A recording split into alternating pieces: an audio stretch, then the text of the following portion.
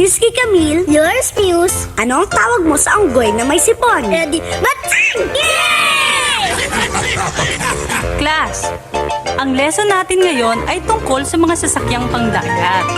Jan, bigyan mo nga kami ng isang sasakyang pangdagat. Ma'am, bangka. Bangka! Very good! Ikaw, Camille. Submarine, ma'am. Submarine! Very good! Ikaw, Tom. Ma'am, ambulansya. Ambulan! Teka. Paano naging sasakyang pandagat ang ambulansya? Ma'am, kasi di ba may sirena? Paulo, gusto sana kitang makausap tungkol sa penmanship mo. Sige po, ma'am. Kasi, ang napapansin ko, pag Pilipino ang sinusulat mo, ang ganda ng penmanship mo. Pero pag English ang sinusulat mo, ang pangit-pangit naman. Bakit ganon? Ma'am, itong lapis ko yata ang may kasalanan eh. Ano naman ang kinalaman ng lapis mo sa penmanship mo? Ma'am, kasi itong lapis ko made in the Philippines. Dok, is Miski, Dok. Where's Muse? Dok, tulungan niyo po ako. Pakiramdam ko po kasi para akong telepono. Ano? Kailan mo ba naramdaman yan? Ano po? Ang sabi ko, kailan mo ba Ang sabi ko, kailan? Ano, sandali lang po. Pasensya na po kayo, Dok. Gamit kasi ako ng party line eh. Is Miski, anak? Yours si Miss Itay? Anak, basta magsumikap ka lang lagi. Lalaki kang katulad ko. Itay, ayoko na magsikap. Bakit? Gusto ko kasing lumaban eh.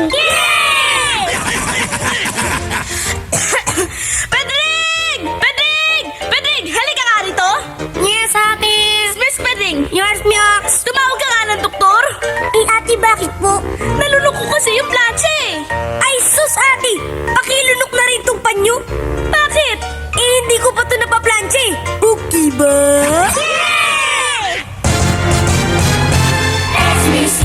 Esmuski, pwede ba kaming dumaan? Esmuski, at baka may masasaan. Merong ilang katanungan na ay pakinggan. Di man ngayong matawasan ay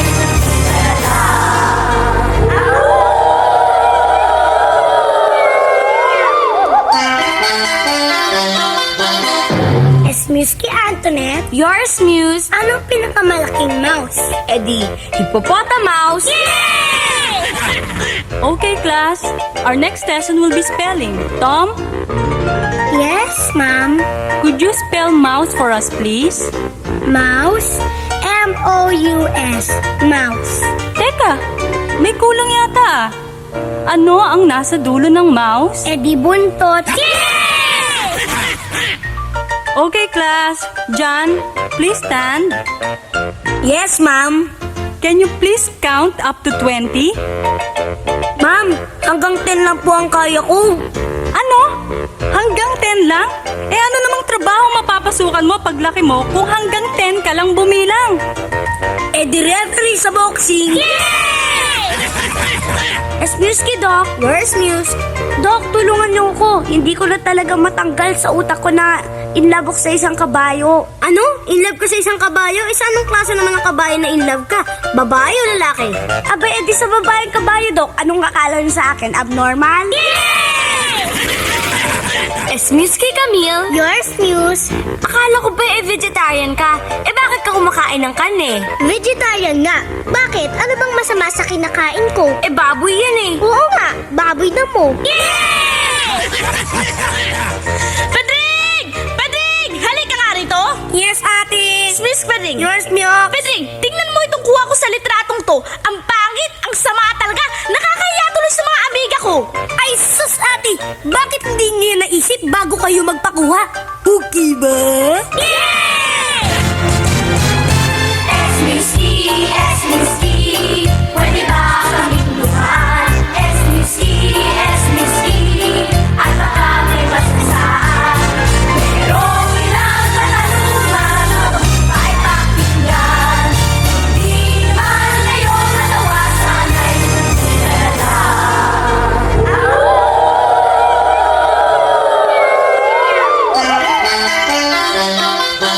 Miski Alfred, yours Muse. Sino ang paboritong PBA player ng mga badyaw? Di si Robert Jaworski. Ang lesson natin ngayon ay tungkol sa mga authors. Ang mga author ang siyang sumusulat ng mga libro natin. Nakikita nga natin ang mga pangalan ng mga author sa harap ng mga libro. Ma'am, author pala ang tatay ko. Talaga? Bakit mo nasabing author ang tatay mo? Ma'am, kasi nakita ko ang pangalan ng tatay ko sa harap ng book. Book? Anong book yun? Telephone book. Excuse kay Alfred. Yours, Muse. Alam mo, Alfred, ang nanay ko, 2 beses sa isang linggo kung magpunta sa beauty parlor. Wala ka sa nanay ko. Ang nanay ko, araw-araw kung magpunta sa beauty parlor. Kawawa ka naman. Bakit? Mas pangit pala ang nanay mo? Dok, excuse ki, Dok. Yours, Muse. Dok, kaya po bang gamutin tong duling kong mga mata? Nahirapan na ako eh. Hay nako, wag mo nang ipagamot yan. Ayos nga yan eh, lalong-lalo na pag nagsashopping ka. Eh Dok, paano niyo po nasabi yun? Kasi pag nagsashopping ka, yung mga pinapamili mo, laging buy one, take one. Excuse ki, Mare. Yours, Muse. Alam mo, Mare, pag nagpakasal ako, maraming lalaki ang malulungkot. Bakit, Mare? Ilang lalaki ba ang pakakasalan mo? Padring! Padring! Excuse Padring! Yours, Muse. Ano ba yung ginagawa niyo at lakad kayo ng lakad ni Marco ng paikot sa mesa? Ate, naghahabulan lang po kami. Nag-aabulan eh, bakit ang bagal ng lakad niyo? Kasi po, pagod na kami. Okay ba?